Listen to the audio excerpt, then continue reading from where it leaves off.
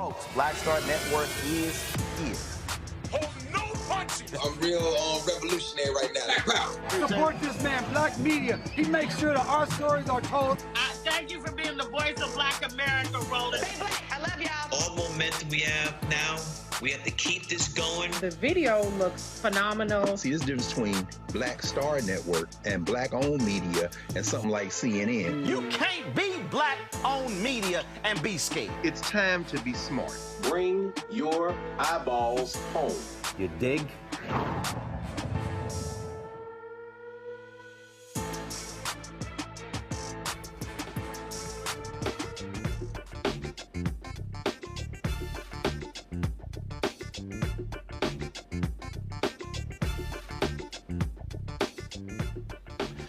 It's Thursday, January the 4th, 2024. I'm Greg Carr, sitting in for Roland. Here's what's coming up on Roland Martin Unfiltered, streaming live on the Black Star Network. A federal judge ruled the conservative group did not violate the Voting Rights Act when it challenged the eligibility of more than 360,000 Georgia voters just before a 2021 runoff election. Harvard's ousted president, Claudine Gay, sheds light on why she resigned in an op-ed for the New York Times. We'll examine why she said, quote, "What just happened at Harvard is bigger than me." Bishop William Barber will be here to discuss what happened in his meeting with AMC's CEO after police escorted him out of a North Carolina theater where he and his mother had gone to see The Color Purple. That's right, nothing good gonna come of it. 117 Chicago firefighters have been a part of a civil rights lawsuit for decades. I'll talk to the employment attorney handling the case to find out why this case, which started in the late 1990s, has not been settled. A Florida group wants the issue of abortion left up to voters and not the Florida legislator. I'll talk to the president of the Women's Voices for Southwest Florida about the petition to get abortion on the 2024 ballot. It's time to bring the funk on Roland Martin Unfiltered, streaming live on the Black Star Network. Let's go. He's got it. Whatever the miss, he's on it. Whatever it is, he's got the scoop, the fact, the find. And when it breaks, he's right on time and it's rolling. Best believe he's knowing. Putting it down from sports to news to politics. With entertainment just for kicks, he's rolling. It's on go, roll, y'all. It's Roland Martin, yeah. Rolling with Roland now. He's funk, he's fresh, he's real, the best, you know he's Roland Martin now.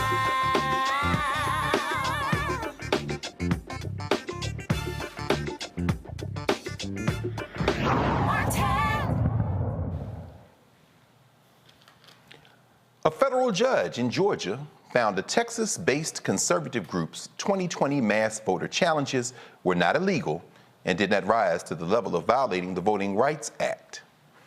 U.S. District Judge Steve Jones, the same jurist who upheld the state's new congressional and legislative district maps, by the way, an Obama appointee, a black man. He's been at the center of a lot of these rulings, including a couple on the Trump case in Georgia, unfolding as we speak.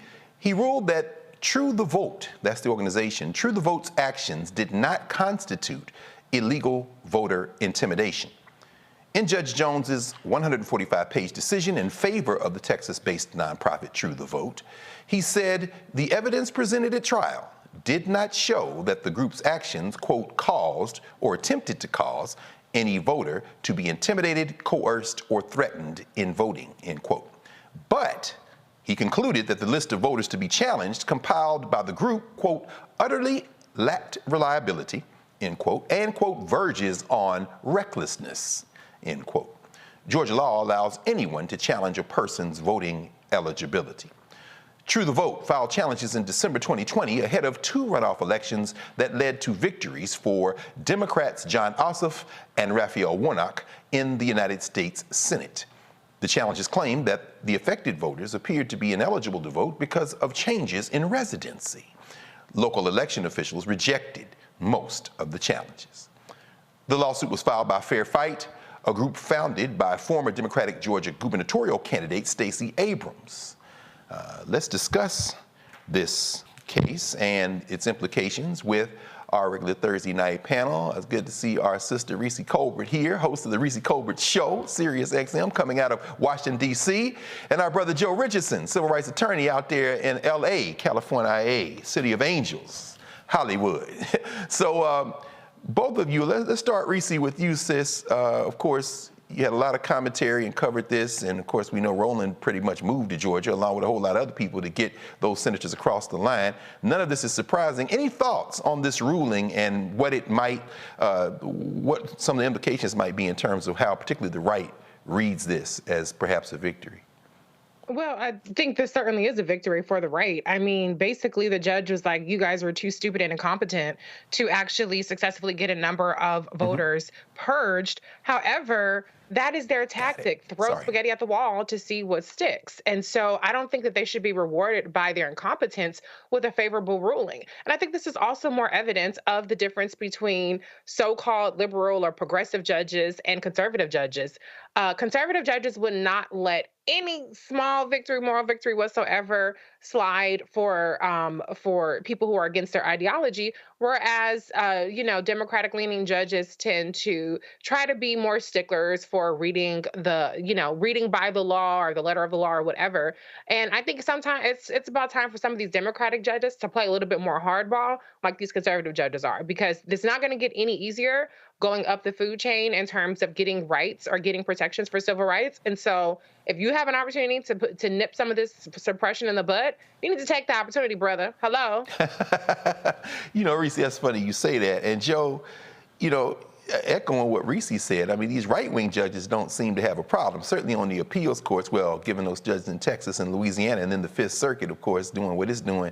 But any thoughts on Reese's observation, particularly since Judge Jones, who seems to have now be at the center of a number of these cases in Georgia, certainly isn't overreaching with the law, and this was a narrow ruling too, from what part of the opinion I've read have so far has said. But do you think maybe he should move a little bit faster, or perhaps be more expansive in the way he's doing this statutory interpretation?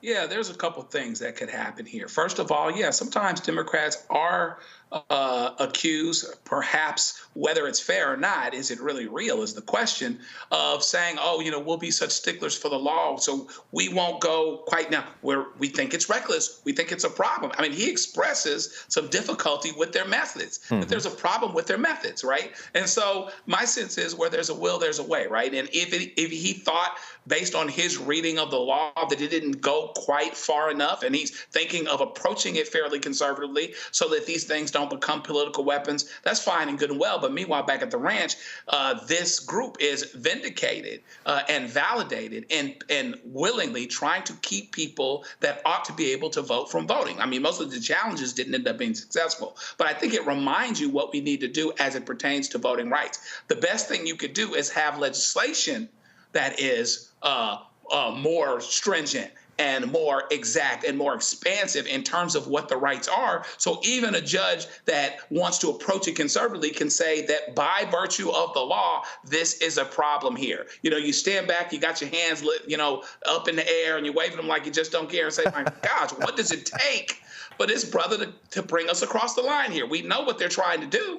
And so that is frustrating, for sure. There's no doubt about it. But it just reminds you that the fight wages on. You go to court, we're in the well trying these cases, bringing appeals and whatnot. Sometimes you're going to win and sometimes you're going to lose. But you have to continue on the multi-pronged facet in both judicial issues, the judiciary, and specifically with legislation. Because once you get elected, not only can you pass legislation, but you can also bring on the kind of judges that you need to bring on. Absolutely. And Reese, before I come back to you, I want to ask Joe one more question following up. Because as you're talking about it, I'm thinking about it, and I'm also thinking about that ruling on the gerrymander and the redistricting that he just got. It said that I'm not saying you can't come back to me on this issue of whether or not dismantling Lucy McBath's district amounts to a violation of the Voting Rights Act, but he didn't reach that. Do you think maybe he has, and maybe in his left eye, the 11th Circuit in mind, and he's trying to write in ways where he won't be overruled on appeal? Could that be a factor? I don't know. I'm asking you as an attorney.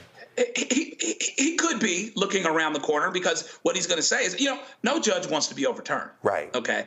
And if he goes all the way out on what he may be thinking, he could absolutely be overturned. I don't think there's any question about that. So he may be thinking of it that way and understanding how they rule. He wants to position it, perhaps, in a best case scenario, in a way that makes it narrow enough and strict enough where it's difficult even for the 11th Circuit to overturn it. So he may be looking at that. That doesn't make what's going on any less frustrating. Reminds me of my dad, something he used to always say, rest in peace. When I asked for something, he said, no. He said, you're looking to the corner, I'm looking around it.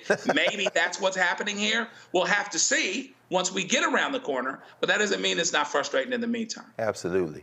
Reese, and of course, like Joe said, I mean, we got to keep the fight going, and maybe the courts, we can't look to the courts initially, and like you opened up and made the comments, I saw the front page of today's USA Today with the vice president on the cover. Again, it seems like she can't get any love from the white stream press as they talk about her, and we know that it's going to be a tough election cycle in 2024. Any thoughts on Georgia in particular, and whether or not this could dampen perhaps the energy there? Of course, we noticed the Stacey Abrams organization, looks like Cianti Stewart-Reed, who's the executive director of Fair Fight, now said that she was disappointed with the ruling, but we can't wait on the federal courts. Any thoughts on strategies the Democrats need to employ in the state of Georgia, where they're clearly trying to shave people from the voter rolls as we speak? Yeah, I mean, that's been their tactics for years now. I mean, Brian Kemp was one of the major architects of the biggest purges, particularly of Black voters, even before he became governor, he was Secretary of State. And so voter suppression is baked into the cake when it comes to Georgians. Not that that makes it any more okay, or it's not something to be complacent about. So when you know that they're trying to steal the vote, when you know they're trying to take your vote away, then you already know how to account for it. It's not going to come as a surprise. So I think that there is a big infrastructure in terms of voter turnout and voter participation in Georgia.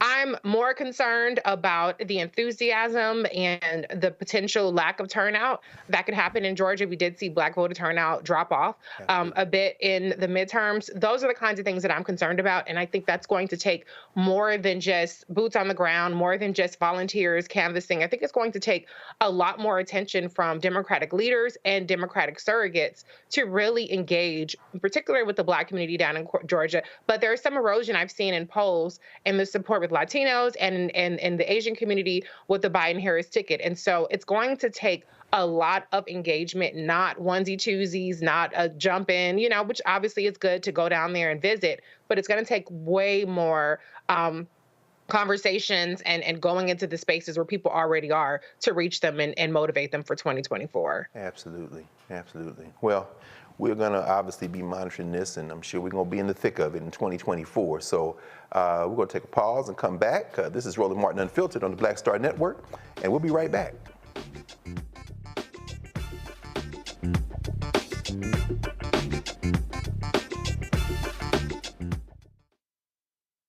A new year for a new you.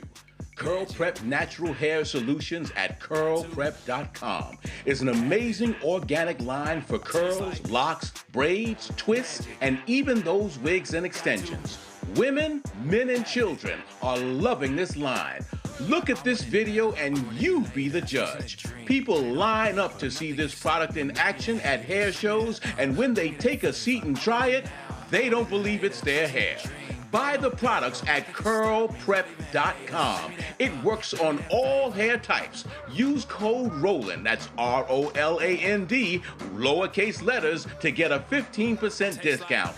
Parents, remove the ouch. You will love this system because you can comb the product through your child's hair with your fingers. Seasoned saints are loving the product. It's all at curlprep.com. Use code ROLAND, lowercase letters, to get a 15% discount. You won't believe it's your hair.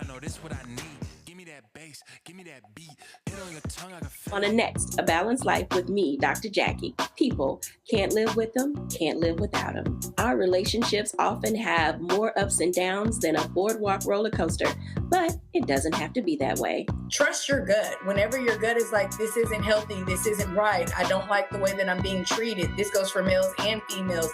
Trust your gut, and then whenever that gut feeling comes, have a conversation. Knowing how to grow or when to go. A step-by-step guide on the next A Balanced Life on Black Star Network.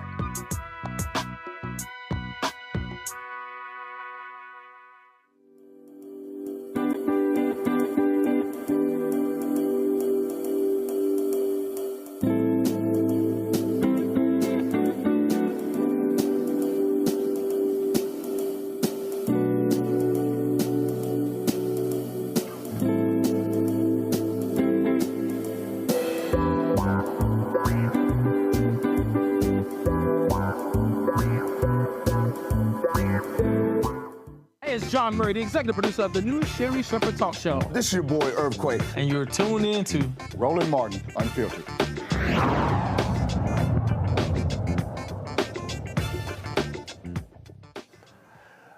A day after her resignation, former Harvard University President Claudine Gay published an opinion piece in the New York Times addressing her decision to step down, acknowledging her mistakes, and defending her academic research. In the column, Claudine Gay, What Just Happened at Harvard is Bigger Than Me, Gay said she decided to resign after weeks of having her character and intelligence and seeing Harvard come under questioned and seeing Harvard come under attack. In fact, she says here, I've been called the N-word more times than I care to count. I'll tell you what. In her piece, Gay said, yes, I've made mistakes. In my initial response to the atrocities of October the 7th, I should have stated more forcefully what all people of good conscience know. Hamas is a terrorist organization that seeks to eradicate the Jewish state, and at a congressional hearing last month, I fell into a well-laid trap. Shout outs to Elise Stefanczyk, a Harvard graduate. I neglected to clearly articulate that calls for the genocide of Jewish people are abhorrent and unacceptable, and that I would use every tool at my disposal to protect from that kind of hate. Never did I imagine needing to defend decades-old and broad research, but the past several weeks have laid waste to truth. Those who had relentlessly campaigned to oust me since the fall, often trafficked in lies and ad hominem insults, not reasoned argument.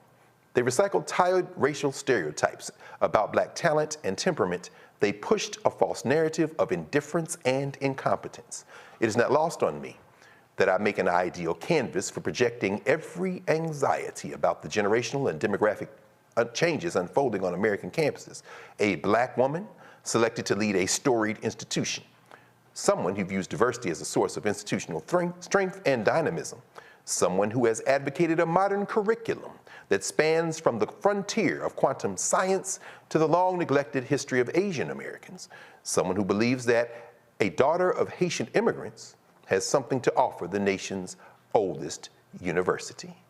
Claudine Gay, the school's first black president, resigned Tuesday after fewer than 5 months amid plagiarism allegations, scrutiny over her response to the Israel-Hamas war, and testimony at a congressional hearing over campus anti-Semitism. It isn't lost on any of us that in all of the articles they stress that Claudine Gay's presidency was the shortest in the history of John Harvard's plantation, also known as Harvard Magazine. And I say that because John Harvard made his money in the Caribbean. You read Ebony and Ivy, Craig Stephen Wilder's book. You know, it's interesting, Reese, I was thinking about this, having looked at this copy of Harvard Magazine from September, October, the first fall issue of the magazine, with her on the cover. Here's Claudine Gay on the cover, a long article on this sister, and it opens with this. Claudine Gay arrived at Cambridge in the fall of 1992 as a first-year graduate student, lugging the things that seemed most essential to her success: a futon, a Mac Classic II, some of y'all don't know what that is, and a cast iron skillet for frying plantains. Now look here, to the presidency of Harvard, and these white boys put a bullseye on her back, and not only are they after her, the billionaire who's after her in particular, Ackerman, wants her job. She's going back to the faculty, and he said, no, nobody should get paid for $900,000 a year after this. And he's going after J.B. Pritzker's sister, Penny, who's on the Harvard board as the chair, says he wants her out. Reese, help us understand this. Because, help us understand this, Reese, because Claudine Gay has, by the rule book that is established in this country, done everything right. And yet, that was not enough. How do you read what's going on at Harvard with Claudine Gay? Well, first of all, the op-ed could have been much shorter.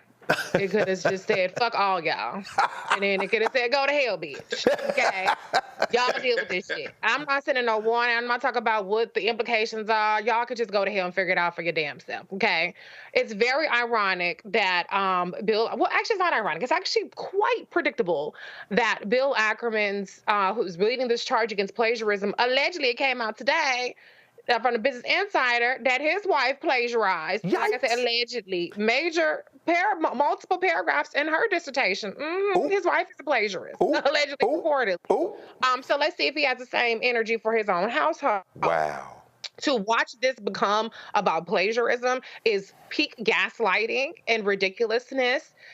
To watch this Black woman become the face of anti-Semitism, this is all really fucking ridiculous. No question. Meanwhile, kids are still getting slaughtered by the thousands in Palestine and Gaza. And the Black woman of Harvard is the boogie woman. That's the person that they need to get the hell out. Oh, we gotta get. What about Netanyahu? What about what he's doing? Killing civilians. Like the way that the topic has been changed, the way that the boogeyman has been created out of the president of Harvard, which doesn't move the needle in the country at all. I'm sorry. Maybe for some people it does. It's never been a beacon on the hill for me. It's never moved the needle. It's not moving the gas prices, the price of bacon, the price of a cheeseburger at McDonald's. It does not move any needle. It only serves as this institution that people get to put up as elite and say, I did it or whatever. Good for you. So I don't think that there's really anything to mourn here. I don't think there's really a loss here. I think that Black women, it ain't your job to hoist up these institutions. Yes, they will, as you pointed out, Dr. Carr, put your Black ass on a magazine and talk about how, ooh, look at how good we are. We're so progressive. We're so woke. We got a Black woman the first time in 400 years. Celebrate us. And the second that you step out of line, whatever the little imaginary line is that they had, they're telling your Black ass. And so I think that this is liberating for Claudine Gay. I think it should be liberating for Black people across this country. I think we should stop looking to these institutions to validate us. We should stop trying to tiptoe the line to get into these places that don't want us there to begin with. If they want to say, send a message, don't come, then don't come. Yes. There are plenty of other institutions that are welcoming with open arms, Howard University being one, many HBCUs, et cetera. There are also not so quote unquote elite institutions that are welcoming your Black ass too. So I think that people are I understand the outrage. I understand that it's always a punch in the gut to a certain extent to see something like this happen, somebody who followed all the rules, who did everything supposedly right, and they still own their Black ass. But that's the story of America. It's never changing. The only thing that can change is what we celebrate, what we strive to. And the last thing I want to say is the whole conversation that this has turned into around DEI and diversity and shifts to diversity hire. Yes. Guess what? If I'm a diversity hire, if you pick me, even though I wasn't supposedly qualified, thank you, bitch, because the check is still clearing, okay? My family is still eating. I'm still going on vacations. I'm catching planes, trains, and automobiles. So we need to stop trying to push back on whatever it is that you sleep well at night, that's fine. The check is clearing, boo. I know that's If I'm a diversity hire, that's fine. If I'm a DEI hire, that's fine. If I'm affirmative action, that's fine. I don't give a damn. Yes, please give me every single leg up that I don't deserve, just like how you give the white boys and just how you give the white girls. I want all them legs up too, okay? Point blank in the period. Ooh, that leaves a mark. I'm sure Christopher Ruvo wouldn't like you to hear you say that, particularly since he has a degree from Harvard Extension School, and he's been around telling people that he has a degree from Harvard. Of course, he's taking credit for this.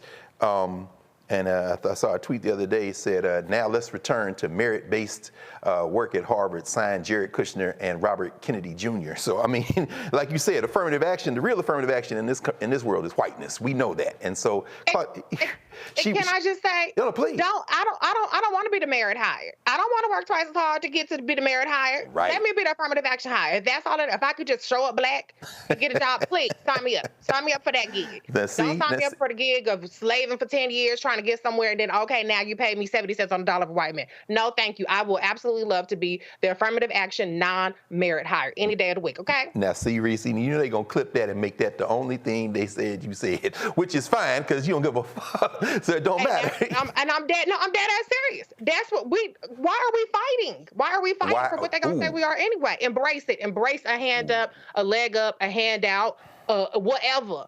That's what everybody else is doing. They on the low, they doing it. Their cousins and their uncles and their aunties and their friends work at the factory, work at the company, and they bring all their people around with them. They doing all the same shit. But then you have to get in on merit. No, thanks. Actually, Reese, that really is the question, isn't it? You framed it. Why are we fighting? Why is Claudine Gay fighting like this? Now, her whole life, Stanford, undergrad, coming back over to Harvard, spent most of her life at Harvard, a professional career. She was the Dean of Arts and Sciences for years before this. In fact, two of the reasons that a lot of people in academia know Claudine Gay's name ironically involved black people, 2 black men. Ron Fryer, who was a professor of economics, he was, if memory serves me correctly, accused of sexual harassment and some other things. When she was the dean of the college, she suspended him for 2 years without pay.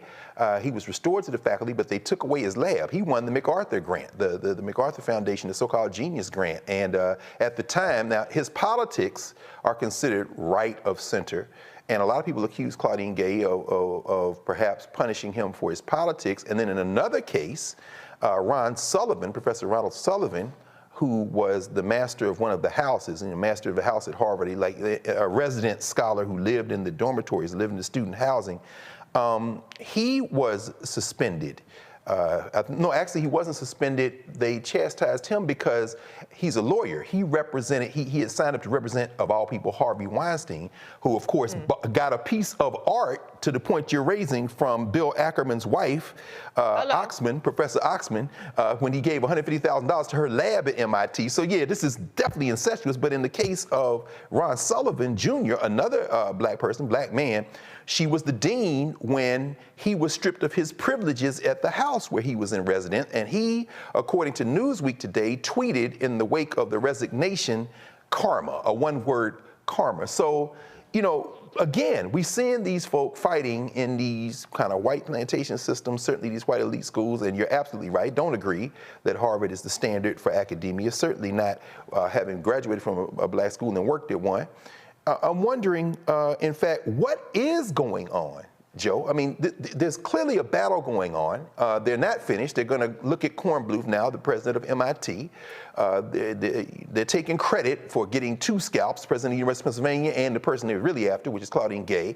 So as Reese said, why should we even be concerned about this? Should this be a topic? And what do you think is going on in this world, this kind of assault on these 3 presidents and through them as kind of proxy on this question of higher education? This is really what she's writing about today in the New York Times.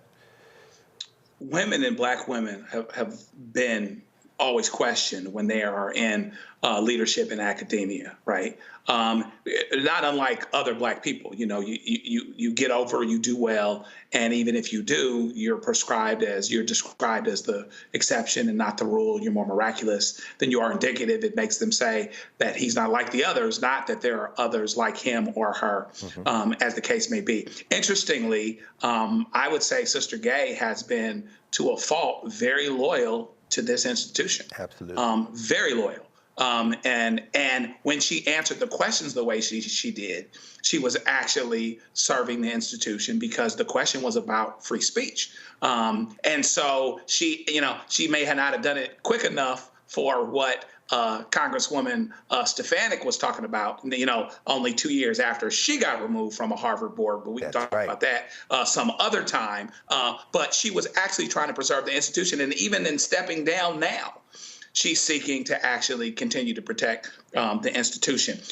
We forget that a lot of times folks in these situations love to start at the middle of the story.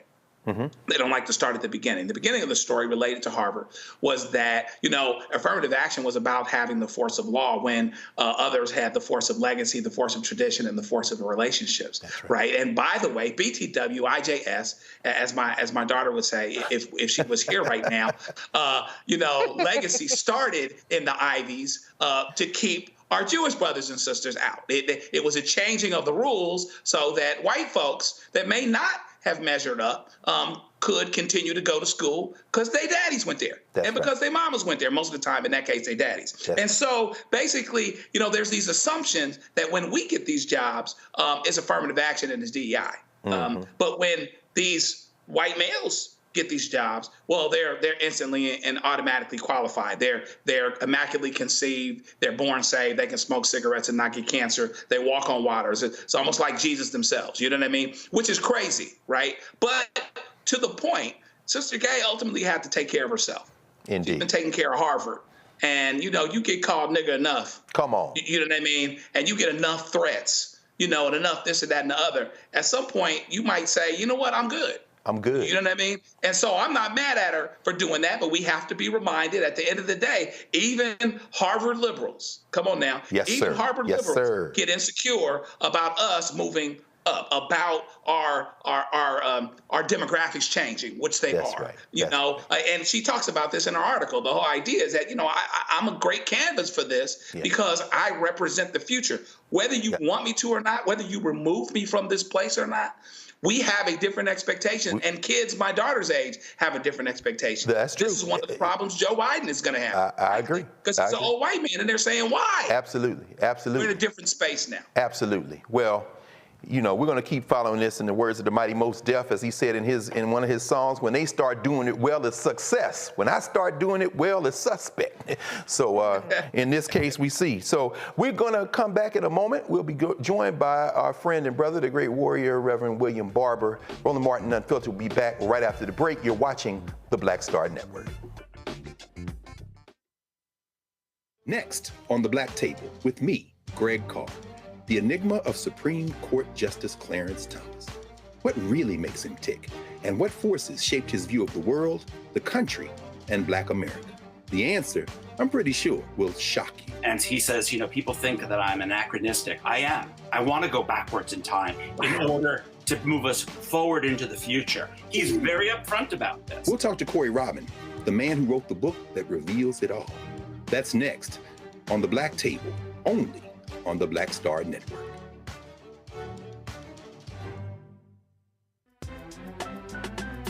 I'm Faraji Muhammad, live from LA. And this is The Culture. The Culture is a two-way conversation. You and me. We talk about the stories, politics, the good, the bad, and the downright ugly. So join our community every day at 3 p.m. Eastern and let your voice be heard. Hey, we're all in this together, so let's talk about it and see what kind of trouble we can get into. It's The Culture, weekdays at 3, only on the Black Star Network.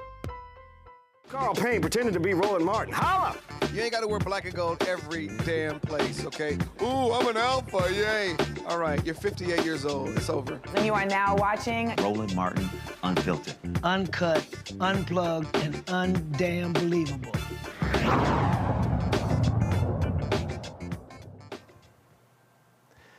When Bishop William J. Barber arrived at a Greenville, North Carolina AMC movie theater to see The Color Purple, he did not expect to be escorted out by 2 police officers because of his chair. That incident has Reverend Barber calling for more awareness and justice for disabled people, and that was part of his conversation with AMC's CEO, Adam Aaron, on Tuesday. Bishop Barber joins us now to tell us about that meeting. It is always good to see you, our brother, freedom fighter and warrior. I suspected you didn't think you had to take the fight to the movie theater with you and your mom watch The Color Purple, man, but I guess you never get to take a day off, do you, Rev? How you doing, man? Well, first of all, thank you for what you're doing. Thank you for that interview you just did, you know, not starting in the middle, but telling the whole story about legacy and all those things. And thank you for what you all do. You know, I didn't expect that. And I had to meet with the CEO. Well, he called immediately and apologized, but I said, you know, it's more than an apology, it's about action. Because here's the take, if this happened to me and folk know me and know who I am, what happens to the average Joe or the average Josette when they go in? And the first thing I had to do in meeting with him was set the record straight. Number one, I went to the theater to be with my 90-year-old mother. It was a special Christmas gift to her. We don't know how much longer she will be with her. She had asked me could you come home this Christmas week and just us? It was a time of tears because my brother is dead. My brother died suddenly from pancreatic cancer, had a 30-day diagnosis and died. And so she doesn't have anybody but me. And I'll just be honest with folk on this call. My mother was scared to have children because her mother died in childbirth, and she watched her bleed to death because the white hospital wouldn't send the ambulance. So this was a time of just me being son, not being bishop, not being president, not being this, that, just son. And we went, as I have gone from the White House to Broadway to same movie theaters to the Vatican with my chair because of my own disease, ankylosing spondylitis, and was told upon entering, well, not upon entering, they let me get in, but as we got to the place to go into where the theaters are, the managers said, you can't bring that chair. And I said, oh, I understand you think that's what, but that's not what it is. This is the ADA. No, it's not ADA. We only do wheelchairs. And I said, well, no, you don't do only wheelchairs because I see other people with other devices. But the point is, this is an ADA. No, it's not. It's a fire hazard. I said, it can't be a fire hazard because it's a chair, because if high chairs are a fire hazard, you have high chairs over there. It would be a fire hazard if I put it in the aisle. I'm not trying to put it in the aisle. I'm trying to sit it where I normally sit it. Well, it's not ADA. Yes, it is. Well, go get a doctor's note and come back. I said, now, you just said it was a fire hazard. If I go get a doctor's note, how's that going to change it? Exactly. Then she said, well, wheelchairs are stationary. I said, honey, by the nature of it being a wheelchair means it's not stationary. I've done this everywhere. Let me go in. And then I said, I'm just going to go sit down. You can do what you want to do.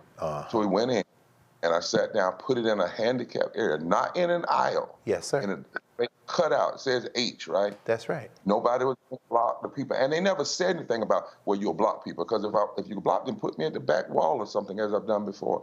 And my brother, next thing I know, 2 white officers with guns are there tapping me on the shoulder saying they're going to charge you with trespass. And we're going to have to empty the entire theater if you don't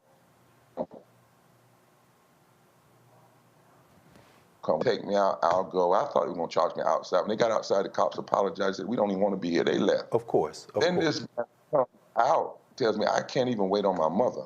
Wait a minute. I can't talk. Right. Yeah. My mother is still inside now. No, sir. With an attendant and a young girl that has epilepsy. But she tells you can't wait on her. The media was outside. She said, you got to leave. Told the media they had to leave at a public accommodation at a theater. Oh, this is... And brought a white cop out, a white security with a gun on him. Then when she turned around to leave, waved at us tauntingly, like, I got you. Okay. And here's the kick, brother. They were both black minorities. One is, I think, mixed, one black. And the white cops treated me better that day than the black manager. Yeah, because they weaponized them. I mean, help us, because we've heard now you lay this out on all these platforms. When you met with the CEO, how did he approach this? He didn't. I'm assuming maybe they tried to throw the point of contact under the bus, but we don't know. How did the meeting go? Well, he tried to first of all, he was very cordial, very nice. I'm of course. About it. Of course. He said he wants, AMC to be known as treating folk right, and came up with some suggestions. But they had given him some wrong facts. And fed some facts. For instance, part of the reason why this might have happened was because Reverend Barber was loud. No, I was debating them taking my rights, and I do this all the time, and will never stop debating, people for when they're trying to take people's rights. But because I debate my rights does not violate your discrimination. Right. Secondly, well, your chair was in the aisle. No, it wasn't in the aisle. Wait. It wasn't in the aisle. Everybody can see that. Well, it may have blocked the sight line. No, it didn't block the sight. And nobody ever raised that as an issue. So I had to, first of all, correct the facts. And after we did that, we committed to meet again in about a couple of weeks, because we are at resolution. We've had some suggestions of what can be done, but here's what I said to him. It has to be concretized, it has to be measurable, and it has to be affect system-wide. And please don't tell me, out of all the people that have come here, we've never had a problem with anybody. First of all, you have no way you can't say that. Right. You don't know, number one, who didn't come because they might think they would be challenged, and you just can't really qualify that. So we're going to meet again and see where we go. Well, Doc, you've seen this scenario more than all of us, I'm sure. Was it an offering perhaps to engage in training or retraining?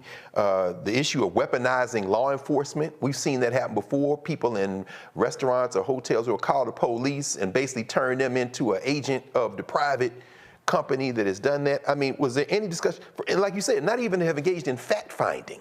He came in, it sounds like, in a completely defensive posture, cordiality notwithstanding. Any conversations about, as you said, the solution or resolution stage? Is this a matter of training? Is it a matter of protocol? I mean, what's going? Well, he wasn't. I would not characterize as defensive. I characterized some folk told him some things. Actually, we have some of the same worldview in terms of policy, but we still have to get down to the nitty-gritty on this. He's not a bad fellow. He believes in a lot of good things and people's rights. But in this instance, and I had to say to him, it doesn't matter that they were black. The discrimination wasn't race. In fact, it makes it worse to me that you're a minority because you have benefited so much from like the 64 Civil Rights Act, which actually the ADA tracks the Civil Rights Act. So minority ought to be more concerned. But I think part of what's, I can't say everything that's happened, but, if you say training, how do you fix that? How do you measure it? How do you concretize it? How do we make it so that police tell managers, no, we're not getting involved in that. If you want to go down to the magistrate's office and take out a warrant, but we're not going to do this. In fact of the matter, I reminded him that a few years ago, a young man with Down syndrome was killed because the cops were called in when they should not have been called in. This could have gotten very ugly now in the wrong hands. Take, for instance, it was somebody that wasn't like me, kind of trained in nonviolence, how to, it could have gotten really, really bad.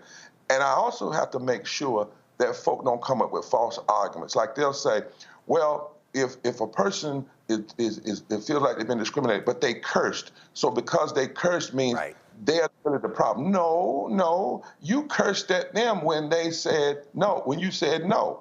That's a curse word because it's a violation of my constitution. It's a mean word. It's an ugly word. Or they try to change the subject. Well, yeah, they may have said the chair was a fire hazard, but what they really meant was you would be in the line of sight. No. You can't change the what happened now. And that wasn't the case either. Easy ways to fix this. And what I had to say to him, reasonable accommodation doesn't mean the least that you can do. It means the most you can do. Absolutely. Well, in other words, how do you make sure that somebody with a disability gets to enjoy a public accommodation? And what we did end on, and I will honor the confidentiality until after the next meeting, what we did end on was what he should want and what I certainly want is that when people see AMC, it means the AMC will accommodate me cordially and carefully. Absolutely. Accommodate me. And I said to him, it'd be a shame. I'm in the opening a movie that Rob Reiner has done called God and Country. In February, I'm the opening voice and the end voice and part of the middle. It'd be a shame for me for my voice to be in the theater. My chair can't be in the theater. Absolutely. I mean, listen, Reverend Dr. Barber, your efforts to bring together coalitions, particularly multiracial coalitions around class issues and the poor, certainly reputation precedes you. And in this case, particularly given the uncertain climate for movie theaters these days and people staying at home and not coming on. And I think a lot of people went to see the Color Purple on Christmas Day. I know I saw a flood of folk, not just black women, families going to see Color Purple. It was a good day for AMC. I'm wondering if you see this as a point of entry for much deeper conversations. As you said, people without your experience, your background, your training, your temperament, when confronted with the police coming in a space like that, may have behaved very differently, and it could have turned out tragically, quite frankly. I mean, while the circumstances that surrounded this incident certainly are specific to you and your mother, and love to your mom. My mom was in at her 90th year when we did the exact same thing. She made transition shortly after that, and you need to spend those time with your moms when they're at that age. So certainly our love and to her, even as this was your very personal experience, is this a point of entry for even beyond those who are differently abled, even beyond those who, might be confronted with something like this and have been confronted with things like this, shifting explanations? Any deeper message you see around your encounter here that we can take away as AMC continues to try to right this?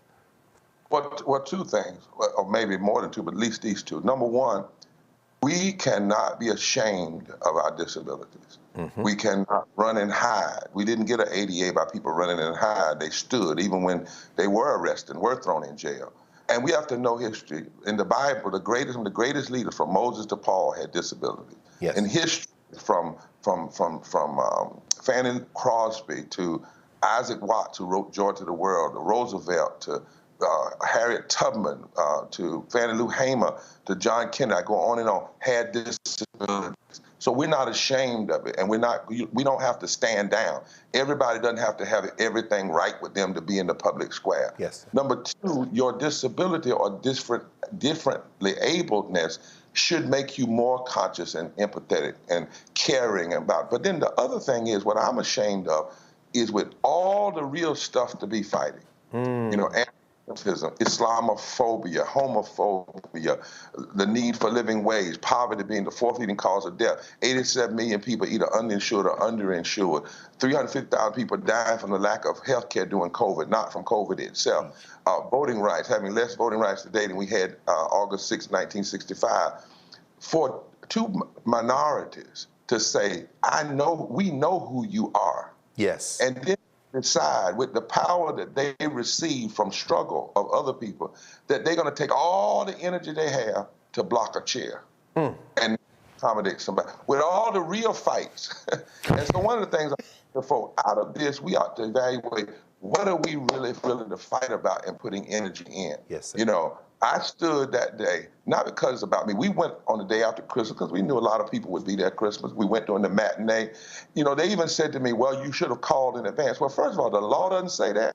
But guess what? We did. We purchased seats in advance. We made sure there were handicapped spaces. We didn't have to. The law said so. But the larger thing is, brothers and sisters out here, we've got to decide where we're going to put our energy. And I thought about that. This thing went on about 45 minutes or so. Yes. All of that wasted energy over something as simple as letting a son and his 90-year-old mother go in, finding a place to accommodate. If you want to fight the real thing. Yes, sir. Real issues. Yes, sir. But not. And I'm going to keep lifting this up and lifting us up. And then lastly, Doc, you know, I was once told years ago, you know, Reverend Bob, you might have certain voice and can say things, but people don't like crippled leaders. I said, well, they don't like Jesus then, because Jesus was acquainted with sorrow. You know, their suggestion was basically that I needed to be 180 pounds and real thin and wear a shirt. You know, that's so crazy when we look at our history. Fannie Lou Hamer had polio and diabetes, but the power of who she was. And I'm so sick of this othering where people have these prescribed views. You know, I was one time told, you can't be a pastor and be crippled and heavy. I pastored 30 years and that time developed $14 million of community development and was one of the first churches in the South Black to welcome all people regardless of the race, creed, color, sexuality and led in movements and led in justice. It's amazing how we bring these ideas about who is welcome and who can and who can't. And, you know, and really we need to challenge it in every way. Absolutely. We not only should not be judged by the color of our skin, we should not be judged by the ache of our bones or the sight of our eyes or the limit of our hearing or the bend of our back. We really should be judged by the content of our character. Yay, Bo. Yay, Bo. Well, let's let that be the final word for now. Let those words continue to echo. We love you, brother. Love to your mom, Reverend William J. Barber, people's champion, fighting for those very people, even and especially those perhaps who would enforce something like that, try to enforce something like that, working people, working poor.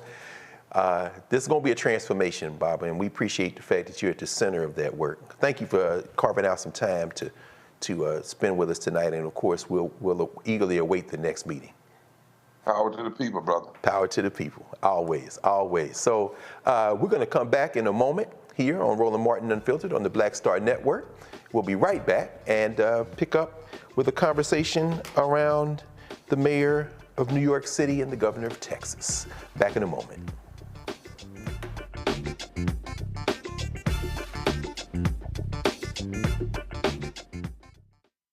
Grow your business or career with Grow with Google's wide range of online courses, digital training, and tools. Gain in-demand job skills with flexible online training programs designed to put you on the fast track to jobs in high-growth fields. No experience is necessary. Learn at your own pace. Complete the online certificate program on your own terms. Stand out to employers, get on a path to in-demand jobs, and connect with top employers who are currently hiring. Take one professional career certificate program or all 6. Earn a Google Career Certificate to prepare for a job in a high-growth field like data analytics, project management, UX design, cybersecurity, and more. All professional career certificate programs must be completed by December 31st, 2024. Scan the QR code to complete the application. There are 1,000 scholarships available. Grow with Google and J. Hood and Associates. Be job ready and qualify for in-demand jobs. I'm Dee Barnes, and next on The Frequency, we're talking about the rise in great Black literature and the authors who are writing it. Joining me would be professor and author Donna Hill, discuss her writing journey and becoming a best-selling author. I always was writing, but I never saw anybody that looked like me in the books that I was reading. Plus, her work with the Center for Black Literature and next year's National Black Writers Conference. That's right here on The Frequency on the Black Star Network. Hello, I'm Paula J. Parker. Truly proud on the Proud Family, Louder and Prouder on Disney+. And you're watching Roland Martin, Unfiltered.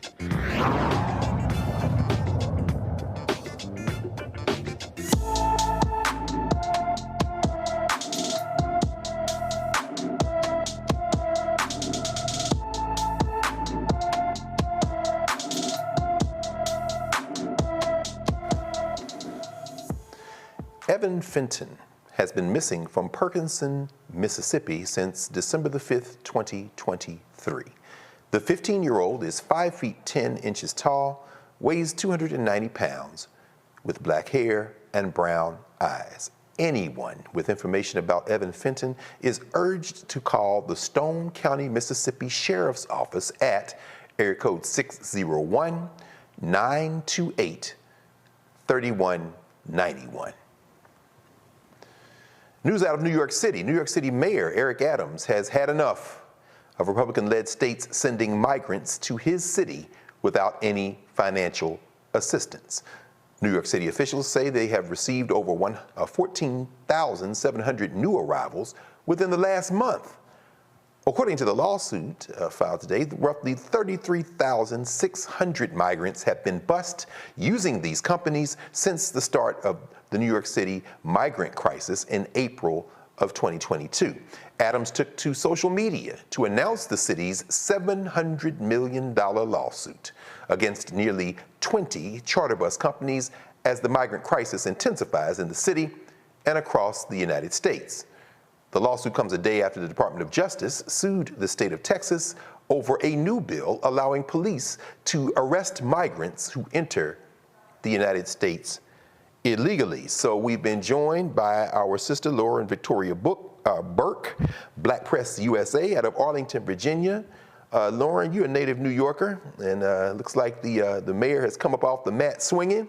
Any thoughts on this lawsuit and the politics surrounding these migrants being shipped all over the country, particularly to the New York, New Jersey area? Well, the politics are that we do have to do something about this crisis, and frankly, the federal government, I think, hasn't done enough to really confront it. I do think now, getting into a presidential year, it has gotten the attention of the president and of the Democratic Party. I don't think there's been enough discussion about it. Obviously, the way that the Republicans want to talk about it is not necessarily the best way to talk about it, which is, lock down the border, and that's about it. There is no real policy other than that. So that is problematic. And so I do think, though, that in some weird ways, the Republicans have been correct in terms of this problem needing to be dealt with. And finally, I think it's come to a head because, of course, everybody's running out of money to take care of all these folks that are not American citizens. So there we are. I hate to sound so conservative here, but, I do think, though, that the federal government really is the answer in terms of the border. The individual states really can't do anything about it. You probably saw some footage maybe on Twitter with regard to some citizens in the city of Chicago complaining about how certain things, certain services in Chicago shutting down or being overtaken by folks that are from outside the country who have been bused there, certain school activities in Chicago. And I think people are are understandably annoyed by that. Well, before we come to you, thank you, Lauren. Before we come to you, Reese and Joe, let's hear from the mayor of New York on this case. New York City has and will continue to do our part to manage this humanitarian crisis. But we cannot bear the cost of reckless political ploys from the state of Texas alone.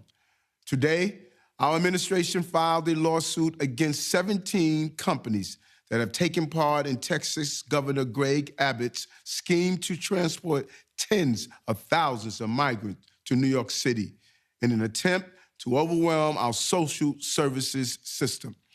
These companies have violated state law by not paying the cost of caring for these migrants. And that's why we are suing to recoup approximately $700 million already spent to care for migrants bused here in the last 2 years by the state of Texas. Governor Abbott's continuing use of migrants as political pawns is not only chaotic and inhumane, but makes clear he puts politics over people. Today's lawsuit should serve as a warning to all those who break the law in this way.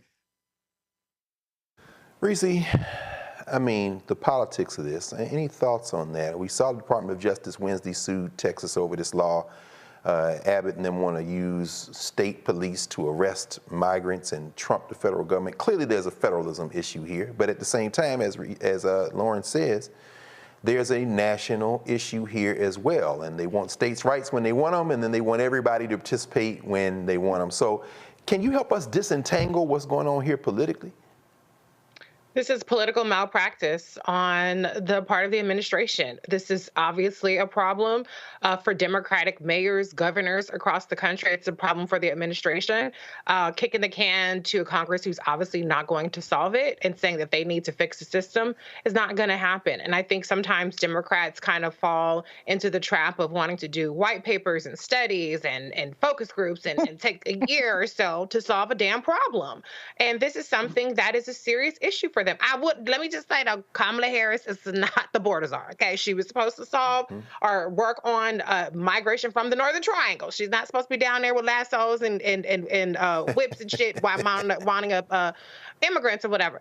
I think that it demonstrates, at first, it certainly seemed like a human trafficking situation where you had Abbott and you had DeSantis down there tricking migrants into getting on buses and flying somewhere to drop them off to make these political statements. But the reality is that when tens of thousands of people are just getting a ticket anywhere, you know, the administration needs to figure something out. We have plenty of room in this country for 30,000 people, child. We are a country of 300 million something people. So it's not that we don't have room for migrants in this country, 200,000, 330,000, whatever the numbers are. It's that you can't afford to drop tens of thousands of people in a particular spot with no resources and have the taxpaying citizens of those cities, figure it out. It is unfair to them. And so, unfortunately, these are the cards that the administration is dealt. Figure it out. And figure it out fast before your ass get all on your ass and Trump is fake building the wall all over again, because he don't have the solutions either way, but it sounds better than just, taxpayers. And not to me personally, I'm not saying that. I'm not pro-Trump. I'm not pro expelling migrants and all that kind of stuff. I'm just saying when we're talking about the politics of it. Sure. The politics is not going the way it needs to go, and I don't understand what's taking them so long to figure that out. Well, I mean, they love that issue, right? Because it gets to gin up that nativism and nationalism. That's why Mike Johnson was down there the other day. Joe, looking at this lawsuit, man, these 17 bus companies that are being sued, what are the prospects of this being successful? I mean, it doesn't seem on its face as if New York's going to be able to go after these guys. But again, maybe we're all missing something. Can you make any heads or tails out of that? I think it's a message to the bus companies, have a chilling effect. So, it's kind of like, you want to fight somebody back in the old school when people used to put hands on each other. You can't do that now when you got jobs and stuff. Right. But, you trying to tell the third person, okay, now you stay out of this. Okay, this is not your fight at all, so that I can deal with this person. This is what New York is telling, Governor of New York is telling the bus companies. don't you bring nary another person up here, because I bet you, among other things, you don't have indemnification against the state of Texas in your contract. Okay, so yeah, if I'm the charter companies, I absolutely, for this lawsuit, I argue that hey, I was just commissioned to give a service. I was paid to give a service, and I didn't do anything wrong by providing the service that I provided. There's nothing to say that they violated immigration law or they violated anything in particular. But meanwhile, back at the ranch, do you think they'll take another one of those? You want another bus law right now and get sued again? No, you probably out of that business. Okay, you probably saying as soon as we get done with this is going to be the only time we do this. So I will be interested in the politics of it. I mean, and the legalities of it. New York's a little bit more liberal, can be as it pertains to the law, et cetera. And it might be a bit of a creative lawsuit, but it's absolutely meant to have a chilling effect to basically get them out of the fight, so that Greg Abbott has less companies to ask to bring out and perpetuate this whole political thing that he's doing. Absolutely. You just cleared it up for me, brother. That there's right there. And of course, Governor Murphy in New Jersey and Governor Hochul in New York are both on board with this.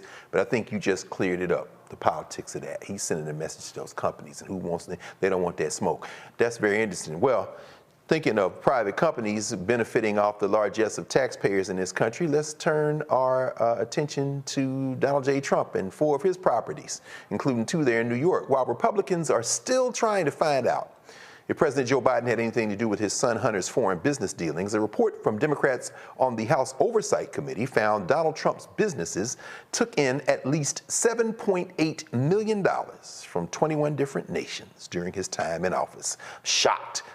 Actually, the report only covers 2 of the 4 years that Trump was in office and only 4 of his properties. The report said that most of the funds came from China. Is that China, as he would say? Most of the money came from China. That's $5.5 million, $5,572,548 million to be precise, from Beijing going to Trump Tower in New York and 2 Trump International hotels in Washington and Las Vegas. According to the report, Trump said in 2016 that he loved China and that the biggest bank in the world is located there. He said the United States headquarters for that Chinese bank in 2016 was in New York's Trump Tower. The Saudis, more friends of the Trumps, paid $615,422, the second highest amount from foreign governments to Trump World Tower and the Trump Washington Trump International Hotel, of course now having been sold. The foreword to the report, written by the Oversight Committee ranking member Jamie Raskin, said the payments violated, quote, the emoluments clause of the United States Constitution, end quote. But then again, who cares about that? Apparently doesn't mean anything, at least not in courts of law here, which prohibits accepting payments, titles, or offices from foreign states. Lauren, this man making money hand over fist, from these different folks. Anybody who, let me ask you this, and this goes to you too, Reese and Joe. Have any of y'all ever been in that hotel when Trump owned it and can confirm that when you go into the restaurant or the bar, you see all these people who are clearly ponying up to try to get largesse from the administration, drinking and eating? I don't know, Lauren, did you ever go over there? Wow. Not when he owned it, but after it changed hands, I've been in there, but not when it was called Trump whatever. Okay. So the answer to that is no. I'm wondering what Merrick Garland does all day. Like, what are we doing? Like, we've known these things for years, and we've heard these things for years. You know, the Republican Party doesn't seem to have any problem bringing up Joe Biden's son every 5 seconds for some perceived unethical behavior. And yet Jared Kushner never comes up in the conversation with the Democrats. Now we've got this whole thing that has now been found out that I don't think is a surprise to anybody, by the way. And once again, what is the Justice Department doing? Where is the Justice Department? Why is it that we can hear announcements that the FBI is doing on everything under the sun except something like this, right? So I'm not sure why everybody is scared of Donald Trump, by the way. I mean, it's like we got 3 or 4 people who are not scared of Donald Trump, Fannie Willis. You know, it's like two or three people in the country, and then everybody else is scared of Donald Trump. And if you run the Justice Department, I don't know why you're scared of Donald Trump, but apparently there's a fear of doing anything with Donald Trump, obviously, because you're in the shot, Matthew. So it's like, give me a break. I just think that, you know, this is another huge thing right in front of our face that nobody is probably going to do anything about. And we're just going to move on to the next thing. And I could never figure that out. We see other people get indicted. That's right. We see other people get prosecuted. And what's up? That's right. That's right. I mean, yeah, and we all remember Carl Racine, the Attorney General of the District of Columbia, who did try to do something. But as you say, if the Constitution isn't worth the paper it's written on, then you need to say that. The Emoluments Clause is very clear. Reese, I mean, you know, to echo Lauren and to ask you the question, I mean, why is everybody so scared of this guy? I mean, you know, the guy is a brazen criminal. I think he figures if he breaks as many laws and commits as many crimes as possible, people can't keep up, you know, and who really gonna check him? At the end of the day, I mean, the law doesn't seem to matter 99% of the time. Now, he got caught up the other 1% of the time when it came to classified documents. Now, I don't know why he was fucking with that, because anybody that knows classified shit wouldn't be playing with that. Right. But even $6 million is a drop in the bucket to him. I mean, this is a person who's hundreds of millions of dollars in debt.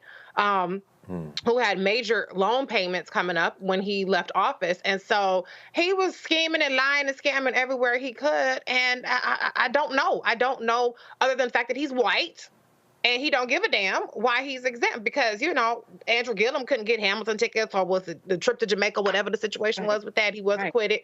Marilyn Mosby, she just got over 10K from her damn pension and shit. So they don't seem to think that any crime is too petty when it comes to black people doing it. But when it comes to a white man walking away with $7 million in violation of the Constitution, bygones. So, I mean, yeah, he's going to continue to do what he's doing. And to Lauren's point, what are the Democrats talking about this stuff? Do they just think that all people are tired of hearing about Trump? Trump is kicking your ass in the polls. Hello? He is picking up support. And he has 90-something charges. He keeps racking up stories that would be disqualifying from anybody else. And it's just crickets. Just crickets. Wake up. It's 2024. It's go time. Y'all need to start putting your foot on this motherfucker's neck so that people can know we cannot have him back in office, Shell. Right. Golly. That's exactly right. I mean, you may have helped answer the question, though. I mean, people are worried about voter apathy. They think people don't care. Some of these people are going to vote for him because he's a criminal, and they feel like he's above the law. You may have even helping us to answer, Reese, to this. In fact, maybe they're not doing anything because they just scared that they'll just fan the flames more. Joe, any thoughts on this, man? Yeah, I mean, you know, maybe that's there. I mean, we've been talking about the Emoluments Clause for years. I mean, the second that he decided not to divest himself of his properties and of his assets once he became president, you know, you knew where he was going, you know, and so, you know, Merrick Garland's a little gun shy for sure. I'd say that. And so, you know, and interestingly, I mean, you know, one thing you got to give him credit for, you know, he might have his problems, but Jared, you know, Jared gets his mail. He gets his money. No question. And Merrick could be banging on him all day long. You know, they're prosecuting Hunter Biden, and Hunter Biden got some problems, but money is one of them. Hunter Biden's money ain't straight like that. You know what I mean? Right. Like Jared have got it cracking. There'd be a whole lot of stuff going on with him if they wanted to just uncover that a little bit. But they seem to be making the choice not to do that. Now, it's not to say that Trump's not being prosecuted for some other things, but there's no surprise here in terms of what's going on. And relatively speaking, you know, you got 91 charges on them already. There's 5 or 6 other things you could bring, you know, even though this is probably one of the first things that we talked about, relatively speaking, it's actually relatively minor, you know, and in a world that's just 24 hours in a day, maybe it doesn't have the priority now just for that reason, because there are all these other things, but it's been around for a very, very long time to the point made, and it's crazy that folks ignored it and act like it hadn't happened. No, that's true. In the words of Sean Carter, he got 91 charges, but the Emoluments Clause ain't one. But we know that Tish James, if Tish James get in it, she another one that ain't scared, never scared. So, you know, we'll see how this plays out. You're watching Roland Martin Unfiltered on the Black Star Network. We'll be right back.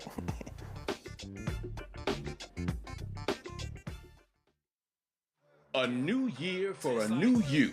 Curl Prep Natural Hair Solutions at curlprep.com is an amazing organic line for curls, locks, braids, twists, and even those wigs and extensions.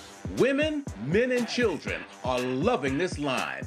Look at this video and you be the judge. People line up to see this product in action at hair shows, and when they take a seat and try it, they don't believe it's their hair. Buy the products at curlprep.com. It works on all hair types. Use code ROLAND, that's ROLAND, lowercase letters, to get a 15% discount. Parents, remove the ouch. You will love this system because you can comb the product through your child's hair with your fingers. Seasoned saints are loving the product. It's all at curlprep.com. Use code ROLAND, lowercase letters, to get a 15% discount. You won't believe it's your hair.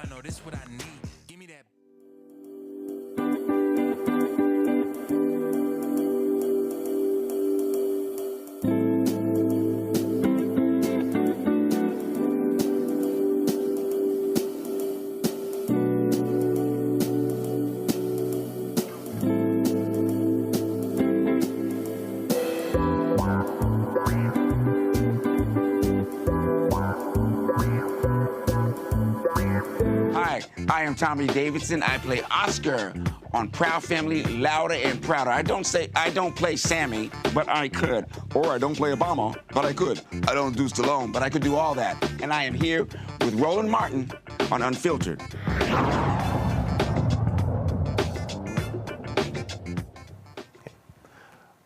117 black Chicago firefighters say they've been denied promotions and opportunities for decades.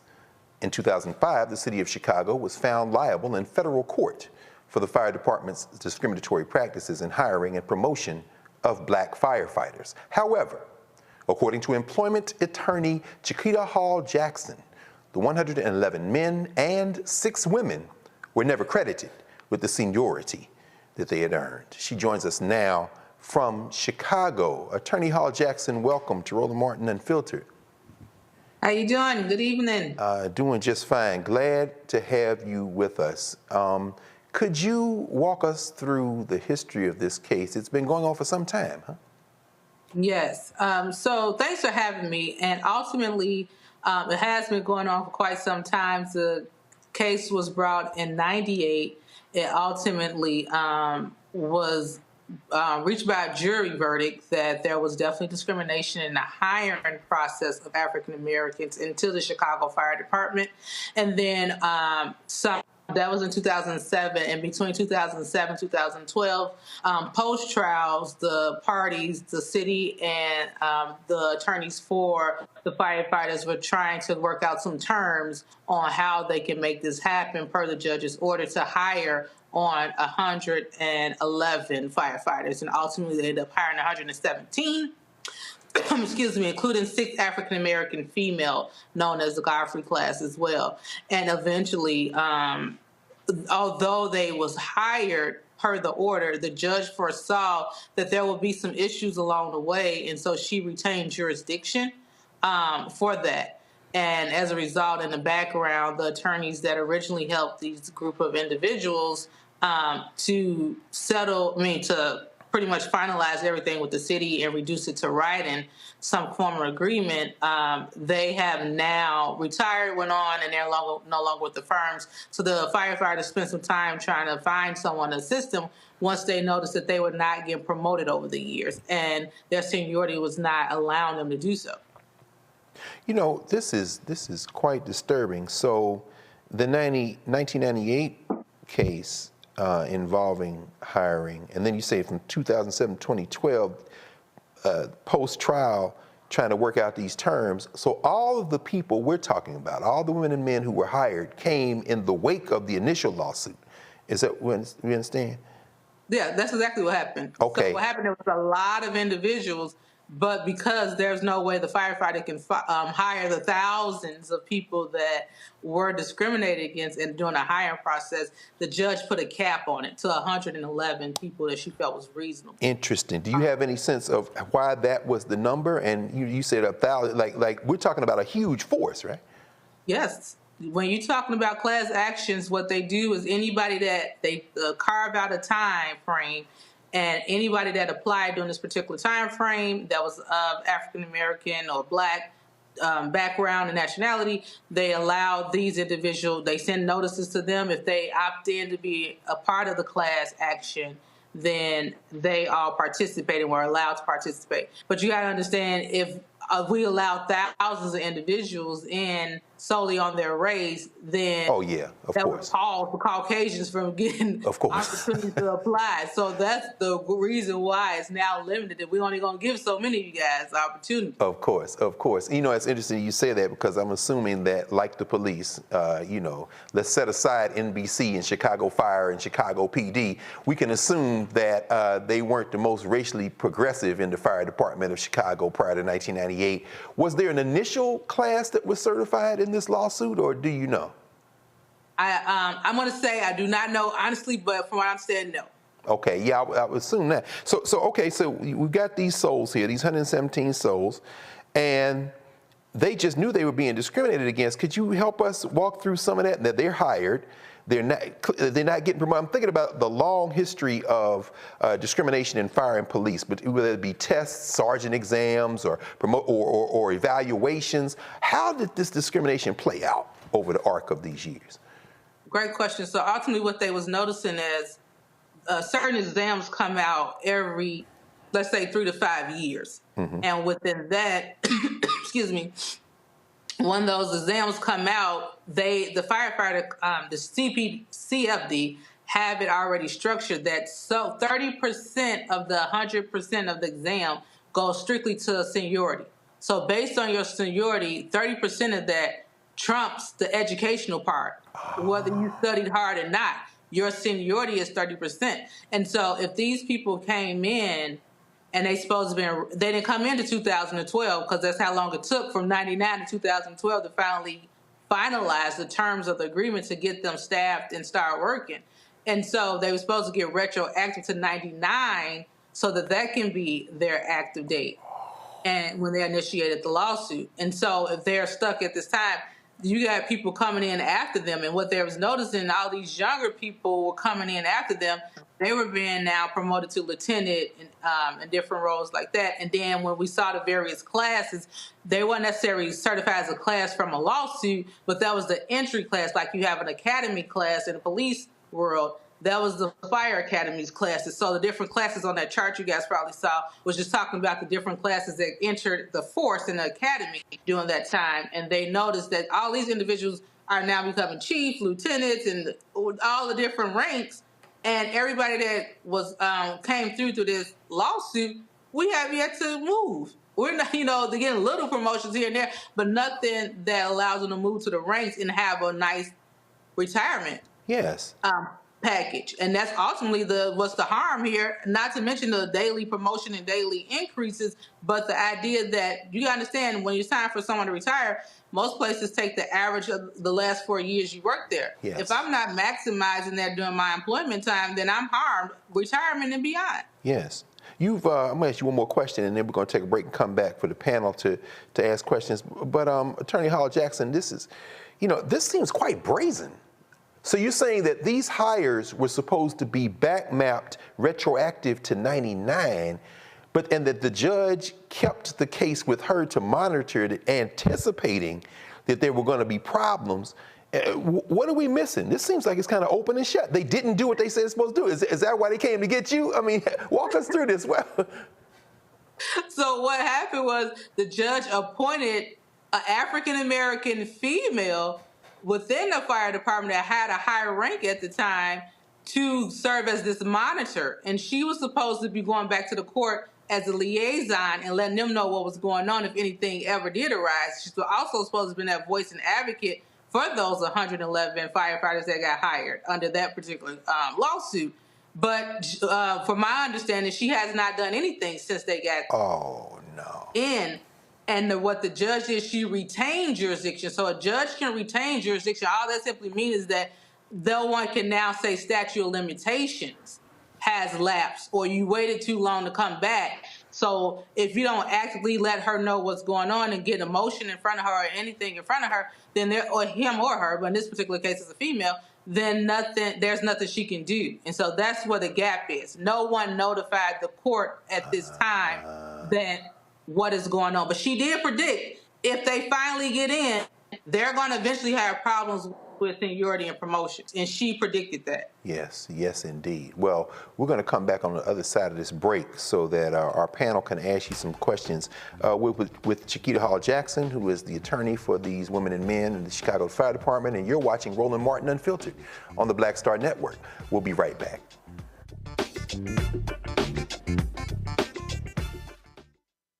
Don't you think it's time to get wealthy?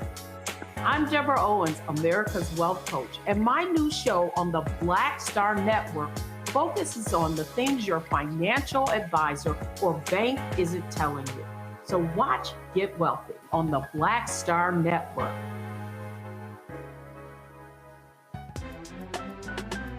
I'm Faraji Muhammad, live from LA. And this is The Culture. The Culture is a two-way conversation. You and me. We talk about the stories, politics, the good, the bad, and the downright ugly. So join our community every day at 3 p.m. Eastern and let your voice be heard. Hey, we're all in this together. So let's talk about it and see what kind of trouble we can get into. It's The Culture. Weekdays at 3, only on the Black Star Network. On the next, A Balanced Life with me, Dr. Jackie. People can't live with them, can't live without them. Our relationships often have more ups and downs than a boardwalk roller coaster, but it doesn't have to be that way. Trust your gut. Whenever your gut is like, this isn't healthy, this isn't right, I don't like the way that I'm being treated. This goes for males and females. Trust your gut, and then whenever that gut feeling comes, have a conversation. Knowing how to grow or when to go. A step-by-step guide on the next A Balanced Life on Black Star Network. Hi, I'm Jo Marie Payton, voice of Sugar Mama on Disney's Louder and Prouder Disney Plus, and I'm with Roland Martin on Unfiltered.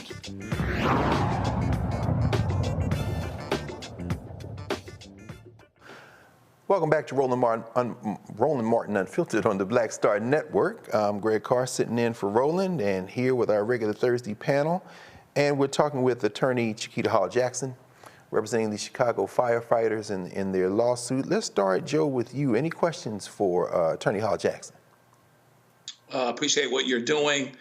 From one employment attorney to another. It's a great fight to be in, somewhat thankless, and I think confirmed by the fact that this is a 25-year fight, and sometimes they take that long.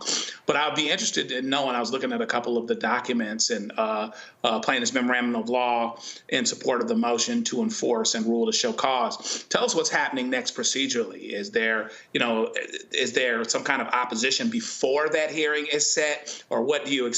Give us a little bit of what we can expect to see on the procedural side.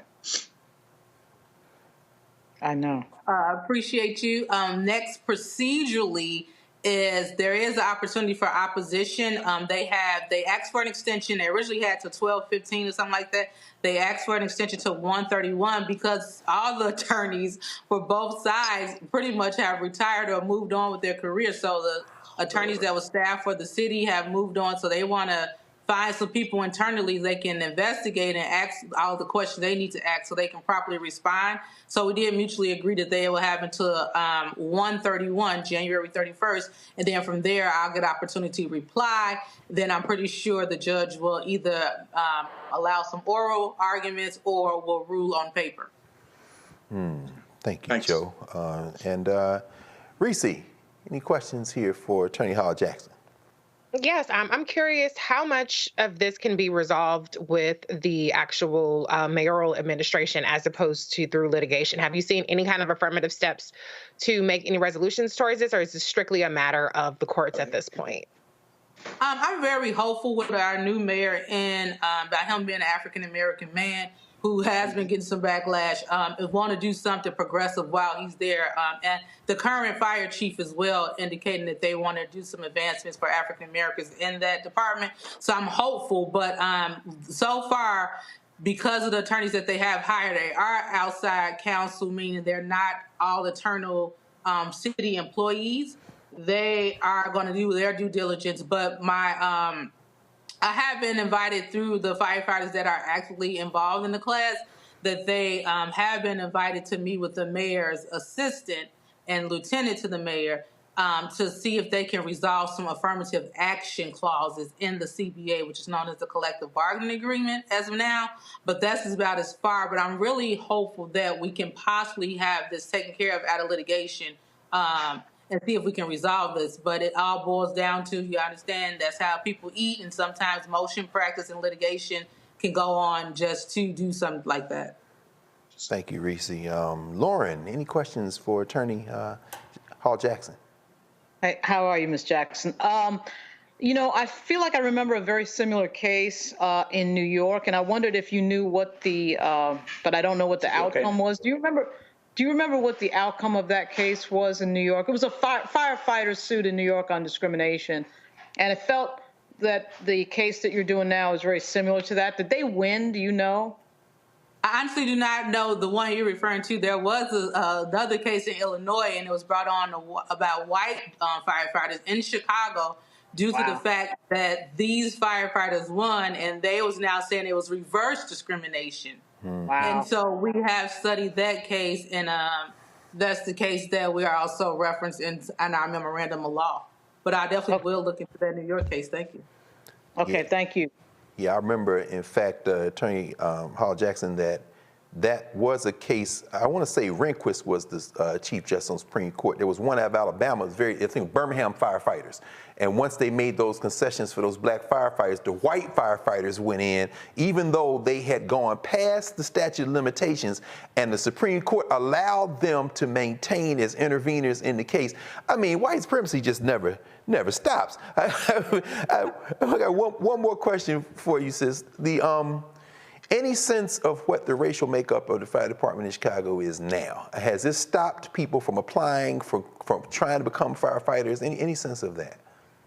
It has not stopped people from applying. It has. There is more progressiveness in hiring African Americans, but it's not great, and they probably make up less than 10% of the Chicago Firefighter Department. Wow. Chicago alone is just very political and industry driven. If you're in construction, the Irish run it. So that's how it's all about nationalities that run. And as you know, Chicago, like New York, have different pockets based off races.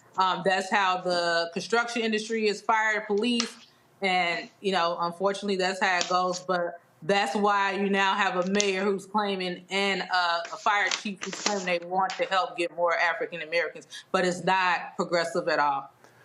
Well, I mean, God bless our brother Brandon. Oh my goodness, 10% in a city as black as Chicago. I can believe so. My goodness. Well, I guess that's not surprising. We continue to fight. So, Chiquita Hall Jackson, thank you so much for joining us from the Windy City. I guess it's Hawk territory now, so stay warm. And we'll check in with you soon to hear on developments on the case. So. Thank you. Have a great one. Absolutely. Absolutely. You too. You're watching Roland Martin Unfiltered on the Black Star Network, and we'll be right back.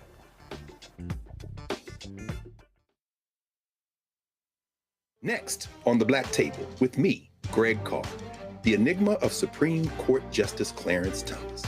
What really makes him tick, and what forces shaped his view of the world, the country, and Black America? The answer, I'm pretty sure, will shock you. And he says, people think that I'm anachronistic. I am. I want to go backwards in time in order to move us forward into the future. He's very upfront about this. We'll talk to Corey Robin, the man who wrote the book that reveals it all. That's next on the Black Table, only on the Black Star Network. Grow your business or career with Grow with Google's wide range of online courses, digital training, and tools. Gain in-demand job skills with flexible online training programs designed to put you on the fast track to jobs in high-growth fields.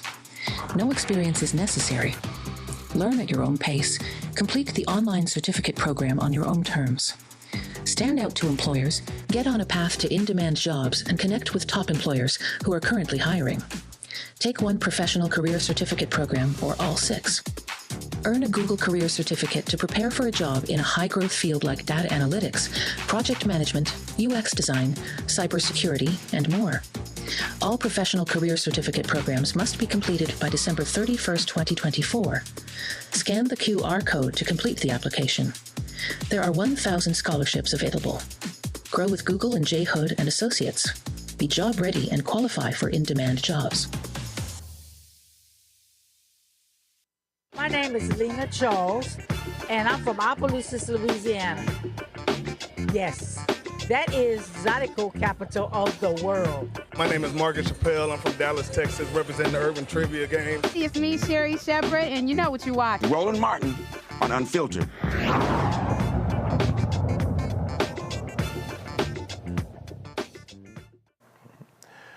Since the overturning of Roe versus Wade, Republican-led states have stripped women's reproductive rights. A Florida group is working hard to get enough signatures to put a proposed constitutional amendment on the 2024 ballot. Floridians Protecting Freedom is close to getting enough signatures to allow voters to decide on the issue. Joining us from Sarasota, Florida is Sarah Parker, the president of Women's Voices for Southwest Florida. Welcome, President Parker, to Roland Martin Unfiltered and the Black Star Network. Hi, how are you? Thank you. It's a pleasure to be here. It's actually an honor. Well, the honor is ours, sis. Sounds like you all have balled up the fists and you're punching the governor and the legislature dead in their face. Tell us about what's going on with this. Y'all are aiming to get 1.4 million votes? Sounds like you're well on the way. Yeah, I think we've pretty much collected 1.4. Right now, we have 891,000 verified, and we're extremely excited. We're extremely excited. We started this campaign earlier this year, so it's incredible that we were able to collect these many petitions, which a huge shout out to our volunteers. It's been an amazing experience. My first ballot initiative ever. We are actually Women's Voices of Southwest Florida. We are the smallest grassroots organization on the board. So it's been an honor. It's been hard work, and yeah, we're taking back. We're taking back the baton. And when Dobbs got overturned, yes, they said let's put it back to the states. And we took that and we ran with it, and we put in work, we put in money, we put in energy, blood, sweat, and tears. And here we are, I feel like days away from it being verified and going in front of the Supreme Court. You know, it's interesting. I mean, given the numbers, the sheer numbers of signatures you've had to collect, and I'm glad you said that. You all are the smallest of the organizations engaged in this kind of work, huh? And of course, you got to get, you can't just gather signatures in Southwest Florida. What is this business about having to have signatures from every county in the state? Could you walk us through actually what you've had to do to gather these signatures? You know, we've had an amazing volunteer team, We have to gather a certain percentage from every congressional district. That's what I wanted to know. So there's a percentage. It isn't enough to get one signature from a county. What? Yes. Yeah, and we did it. We have done it. We're past that qualification, or we're damn near close to it. We had 864,000. I just checked my notes. And we need 891,000, and we know that we're going to get it. We're very confident. But yeah, we had to go into different counties. We had to go into red-leaning counties. Our volunteers have been amazing doing that. We had to go across Florida. And we were, at one point, in every single county out collecting petitions, even before the hurricane that came through, during the summer in the heat. So it's been brutal, but we've done it. Yeah, absolutely. In fact, I want to open it up to the panel so that we can all get in this conversation, and I'll come back around for another pass in a minute. But Lauren, why don't you lead out today and ask President Parker about some of the work they're doing there? President Parker, how long did it take you to collect as many as you have? I missed it. That's an awesome and amazing number. Yeah. We started earlier this year in 2023. So right after, I believe we announced right after the 6-week abortion ban. So that was March, April. And we started to really collect during the summer. Mm-hmm. Wow. Incredible. Yeah, that is. It's a lot of signatures in a short amount of time. Brother Joe. I want to congratulate you, sister, on what it is that you're doing. And I can only imagine how you must feel being a part of this particular issue that is a huge issue that has the potential to really send shockwaves up and down ballot, which is why these guys are doing what they're doing, saying that the wording is confusing and all of this other stuff. They're just incredibly concerned about people actually coming out, particularly women, on this issue, including independents, including Republicans and some conservatives, and saying that we're taking the states' rights back. Therefore, we're not going to have abortion before viability, et cetera. How does it feel to be part of something that can really have an incredible, incredible effect on this country because it's such a consequential state? You know, first off, as a girl that grew up in the middle of Georgia, which is where I am right now visiting my family, I never thought that I would be helping change the Florida Constitution, definitely as a Black girl or Black woman. As a Black mother of a child, of 2 children, my daughter, it feels incredibly important. As someone that went through a very hard pregnancy, it feels detrimental. You know, we look across at other states that have had this. We look at Texas. We're looking at Florida now. Look at Anya Cook. You know, we have Black women bleeding out in bathrooms. It is incredibly important. It feels empowering to be able to do this. I never thought I would, but also feels very detrimental. It's a lot of lives on the line, and that's real. And I don't think a lot of people think like that, you know? And I think that's really important. And I like to bring it back to that, because this isn't just like, this isn't about just people that are having an abortion because, you know, oops, I got pregnant. There are some people making really hard decisions that are expecting to bring home a child. They're expecting, you know, they've decorated their nurseries. They picked out a name, and you're telling them that they cannot, if their pregnancy is not viable, that they cannot, quote unquote, have an abortion. It's devastating, but it is extremely, extremely empowering. And I believe it's extremely important, and I'm glad to be in this work. Absolutely, absolutely. Thank you, Joe. Reese, please. President Parker, you know, abortion continues to be something that the mainstream media, not obviously Roland Martin Unfiltered, underestimates as an animating factor for women voters. As you've been collecting signatures, have you seen this become a little bit more of an afterthought, or do you still see that people are galvanizing around this issue in the state of Florida? I 100% believe that people are galvanizing around this issue. I think that it's very important. It doesn't matter if you're a Democrat or Republican. That's what I'm seeing. You know, we got a letter in saying that this person is a diehard Republican, is a pro-lifer, quote unquote, and they sent in their petition. I think they're going to galvanize. I think on both sides even. And I think it's going to bring a lot of people out to the polls, and people that normally wouldn't vote, even though they should, they'll be there. And that's one of the most empowering things, actually. Absolutely. Thank you, Reese. And to echo what Reese said and what you're saying, it looks like by the polling numbers that we've all read that this is something that would pass easily if it makes it to the ballot. And it sounds like the Attorney General there in Florida is working hard to try to stop that. She's got y'all in court? Yeah, we will be going to the Florida Supreme Court on February 7th in 2024. You know, I know that our wording is concise. We've had legal expert opinion after legal expert opinion. I think that this is politically motivated. I know that this is politically motivated. I mean, we live in Florida. It's not only politically motivated, but it's hollow. And it's disingenuous for Attorney General Ashley Moody to believe that voters can't understand a paragraph. No question, no question. Well, we know that technology has been put into play in many states in this country, and sounds like y'all not going to let it impact you in Florida.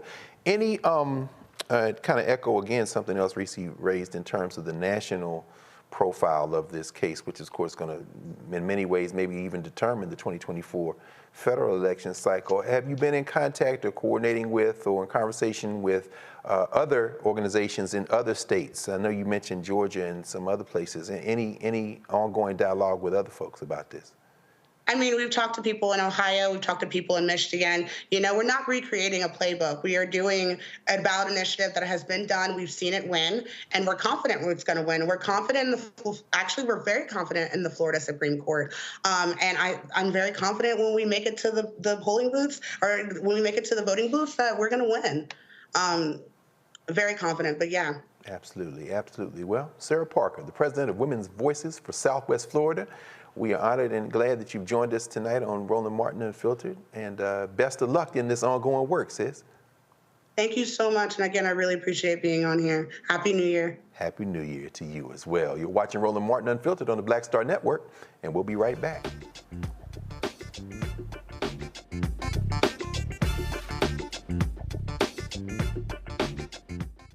I'm Dee Barnes, and next on The Frequency, we're talking about the rise in great Black literature and the authors who are writing it. Joining me will be professor and author Donna Hill, discuss her writing journey and becoming a best-selling author. I always was writing, but I never saw anybody that looked like me in the books that I was reading. Plus, her work with the Center for Black Literature and next year's National Black Writers Conference. That's right here on The Frequency on the Black Star Network. Next on the Black Table with me, Greg Carr, the enigma of Supreme Court Justice Clarence Thomas. What really makes him tick, and what forces shaped his view of the world, the country, and Black America? The answer, I'm pretty sure, will shock you. And he says, people think that I'm anachronistic. I am. I want to go backwards in time in order to move us forward into the future. He's very upfront about this. We'll talk to Corey Robin, the man who wrote the book that reveals it all. That's next on the Black Table, only on the Black Star Network. On the next, A Balanced Life with me, Dr. Jackie. People, can't live with them, can't live without them. Our relationships often have more ups and downs than a boardwalk roller coaster, but it doesn't have to be that way. Trust your gut. Whenever your gut is like, this isn't healthy, this isn't right, I don't like the way that I'm being treated. This goes for males and females. Trust your gut, and then whenever that gut feeling comes, have a conversation. Knowing how to grow or when to go, a step-by-step guide on the next A Balanced Life on Black Star Network.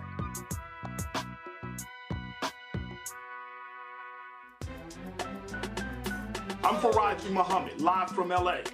And this is The Culture. The Culture is a two-way conversation. You and me. We talk about the stories, politics, the good, the bad, and the downright ugly. So join our community every day at 3 p.m. Eastern and let your voice be heard. Hey, we're all in this together. So let's talk about it and see what kind of trouble we can get into. It's The Culture, weekdays at 3, only on the Black Star Network. What's up, everybody? It's your girl, Latasha from the A. And you're watching Roland Martin Unfiltered.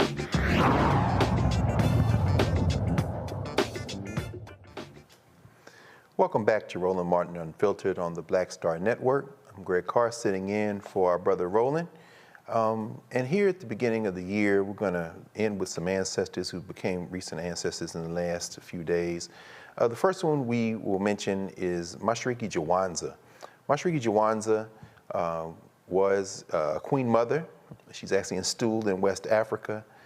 She was the past immediate female co-chair of the National Coalition of Blacks for Reparations in America, a teacher, a warrior, a pragmatist, a Pan-Africanist, a mother, sister, daughter, helped represent our people in 2001 at the World Conference Against Racism in South Africa, a member of a number of organizations, the Council of Independent Black Institutions, the National Black United Front, and so many others. These photographs here, some of them you'll see her in May at the Martin Delaney tribute annually that's held in Xenia, Ohio. Queen Mother Mashariki, just a remarkable sister and representative of a freedom fighter from the Black Power era. The images you're seeing now are from the Black Table. We'll probably at some point on the network here run again the conversation that she had with one of her sister friends and warriors, the great attorney Nkechi Taifa, on the question of reparations. So we lift the name of Mashariki Jawanza, who made transition on the day of Imani, the last day of Kwanzaa, the 1st of January. Next, we'll raise the name of Congresswoman Eddie Bernice Johnson. The funeral for the trailblazing longtime U.S. Representative Eddie Bernice Johnson will be held on January the 9th in Texas. Congresswoman Johnson was a nurse from Texas who helped bring hundreds of millions of federal dollars to the Dallas area as the region's most powerful Democrat. She made transition on Sunday. She was 88 years old. She served in the House of Representatives for 3 decades after becoming the first registered nurse elected to Congress and the first black chief psychiatric nurse at Dallas's Veterans Affairs Hospital. She was the first black woman to chair the House Committee on Science, Space, and Technology and led the Congressional Black Caucus. She left office in January after repeatedly delaying her retirement. And of course, she left that seat not filled. She backed a sister who was there, who we've seen many times on this network, young Jasmine Crockett. Before serving in Congress, she served in the Texas legislature. So we raised the name of Eddie Bernice Johnson. Panelists, any comments on these two sisters who have made transition, in particular Congresswoman Johnson, who of course was the better known of the two? Anybody can. Yeah, I'll say, you know, she leaves behind obviously a very accomplished, you know, legacy. But I think it's so important that she passed the baton and she was able to, you know, go out on her own terms in the sense of, you know, you have so many people who are just trying, let me just say somebody like Chuck Grassley. Like, I'll just throw him. That's just one of many examples I could use, you know, but she really did pass the baton. She cultivated and poured into the Congresswoman Jasmine Crockett, who's there and who's a dynamic force who will carry on her legacy of that seat. So I think it's so important that people leave behind a pipeline, that people leave behind a legacy. And it's not just about what you've done, but pouring into people that can continue on to do the good works that you're known for. Absolutely. Joe, Lauren, any thoughts on the Congresswoman? Yeah, she was a very shrewd operator and very interesting person and a very informed person to talk to, to say the least. She had delayed her retirement, as you mentioned, several times, and of course was the chair of the Science Committee. But very, very smart member, and not one of like the most loudest, dynamic members of the Congressional Black Caucus or anything, but she really did know what she was doing, and very, very shrewd operator, and definitely she's going to be missed. You probably saw on Twitter a lot of the other members talking about her because they were shocked that she had passed away when she didn't even know she was, you know, older. And it's just like one of those things, but, you know, what Jasmine Crockett wrote, what Congresswoman Crockett wrote was really nice on Twitter, and it was a big shock to everybody. But, you know, it's funny, in the last few years, Alcee Hastings and John Lewis, a lot of these older members, I myself really, really like the older members because they get to a point where they don't care what they say into a microphone, and they will tell you they're like the older relative you have in your family. So she was like that, and she was a lot of fun. So I can't wait to see the tribute they do for her on Monday. Absolutely, absolutely. Thank you, Lauren. Joe? Yeah, I mean, you know, she's accomplished. She's been around a long time. Those of us that have any exposure to Congress, whether interning, I mean, I interned 30 years ago for my local representative, Maxine Waters, during her first term. And so you get to know and get to see those that have been around for a while. I wasn't as familiar with Bernice Johnson. My day was more like Ron Dellums and John Conyers and some of those guys, even though Bernice Johnson was there for a long time. Sadly, there's potential for a medical negligence related case. I don't know if you've seen anything about that based on, you know, some things towards the end of her life. The question is whether or not she had an infection. We'll let the lawyers handle that. You know, I've got enough to handle on my own in our work. But what we can do is we can uphold her, remember the good things, and hopefully people are taking advantage of that example of consistency. You know, Denzel Washington said in American Gangster that the loudest person in the room is the weakest person in the room. Some of them are smooth operators that don't necessarily have to yell the loudest, but they get things done. And so she got things done. And so we should celebrate her for that. And we should celebrate the other sister as well, the Queen Mother, those that have just done so much for us for so long. And so we have that legacy. If we really hold on to those lessons, then we truly do have them forever.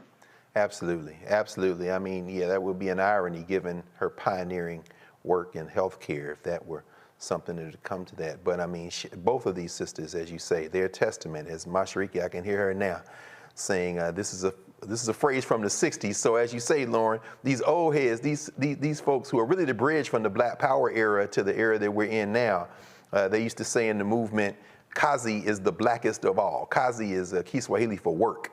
So it's a lot of talking, but at the end of the day, work is the blackest of all. So both of these sisters represent that. And in thinking about the working class, as Reverend Barber, of course, has reminded us many times, those folk who are out there just trying to earn a living. We have another ancestor, Elmore Nickelberry.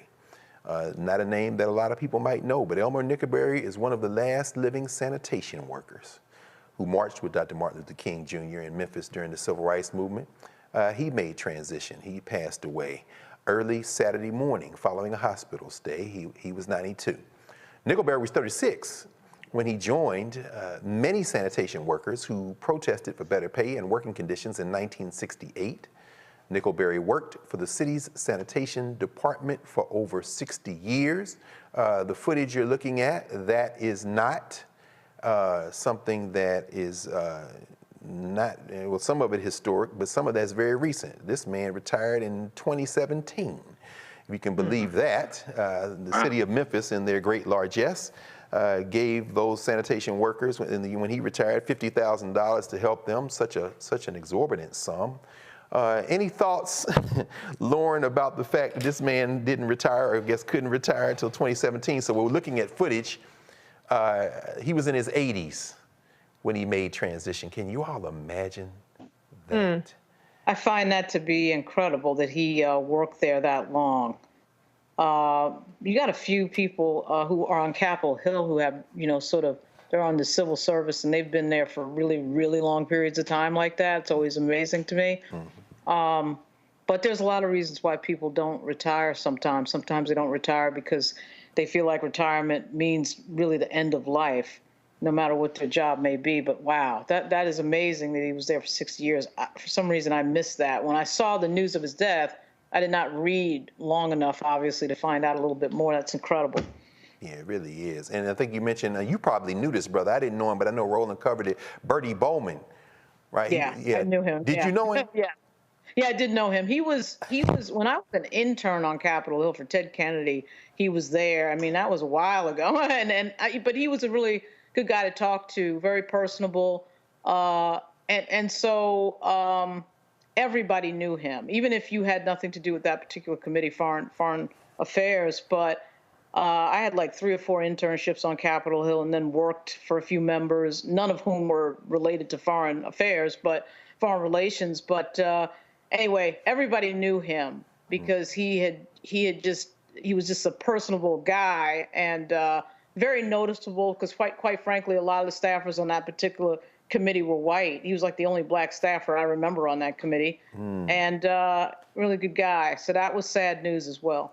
Indeed, the longest serving black staffer in the history of Congress, up until 92, made transition in October. So I tell you, let's end with one final obituary. This is the brother of Gregory Hines. A lot of people know Gregory Hines, the great performer, tap dancer, artist. His brother Maurice made transition on Friday in Englewood, New Jersey. Also an incredible dancer. It was in today's New York Times. Maurice Hines, a high wattage song and dance man who rose to stardom as a child in the tap dancing act with his brother Gregory, then performed on and off Broadway, including shows he directed and choreographed. Died on Friday in Englewood, New Jersey. This brother who left tap for a while, then came back to tap, and in fact created Ballet Tap USA with Mercedes Ellington, who was Duke Ellington's granddaughter. Danced not just to jazz, but also the contemporary movement. Then he left that company for a chance to appear with his brother in the film The Cotton Club. I don't know, any of y'all remember Maurice Hines? Oh yeah.